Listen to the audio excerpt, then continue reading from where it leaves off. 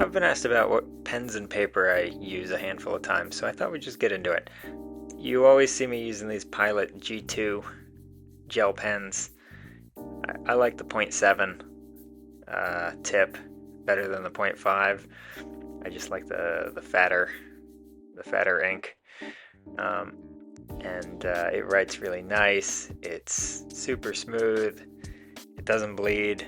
So this is what I use most of the time. I've also got these Bic pens, classic Bic.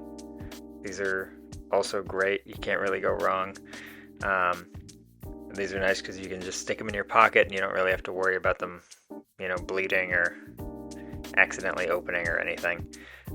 I will say for shorthand, they drag a little bit. I don't love the experience for writing shorthand with these.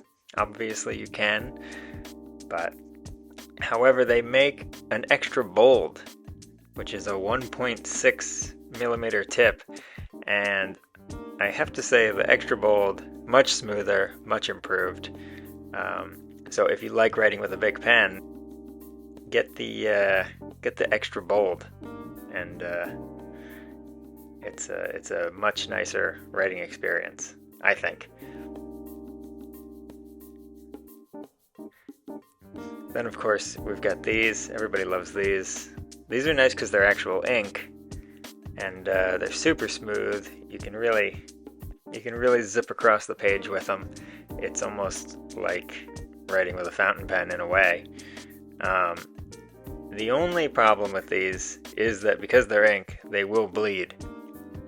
So you have to be able to write quickly, because if you're still hesitating with outlines, when you stop to hesitate, you're going to see it bleeds when you hold the pen in one spot.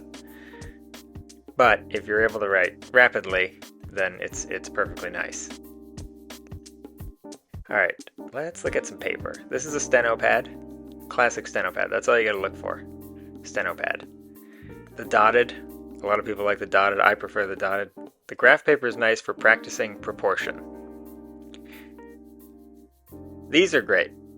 If you get these little post-it things in this size, they fit right inside your notebook, and you can use it as like a scratch pad. So if you want to write a couple outlines before you write on the good paper, you can practice a couple times and then do it. Or you can keep a list. You can write words to look up and do your normal writing or journaling, and then when you get to a word you need to look up, write it on your scratch pad. Okay, now I'm going to show you how to make your own notebook very fast. I did this in 3 minutes, and a lot of people, including me, sometimes get notebook anxiety, where you get all the nice notebooks and then you're too afraid to use them, and you don't want to mess them up. And I think the best way to get over that is to have crappy notebooks. And the best way to do that is to make them yourself. So you get some paper you have hanging around, fold it in half, get your cereal box or cracker box in my case, staple, and then cut to size, however big or small you want it. And I like a little pocket notebook. So, and you can be nice with it and make it nice. And it's just as good as a field notes. I prefer to be really rough with it so I don't have any anxiety about using it, because I don't care about this thing. Look how janky it is. And then you'll find that you write very freely and doodle and everything, because you're not worried about ruining the notebook you just spent $15 on. So I make these all the time, basically out of junk hanging around the house. It literally takes 3 minutes.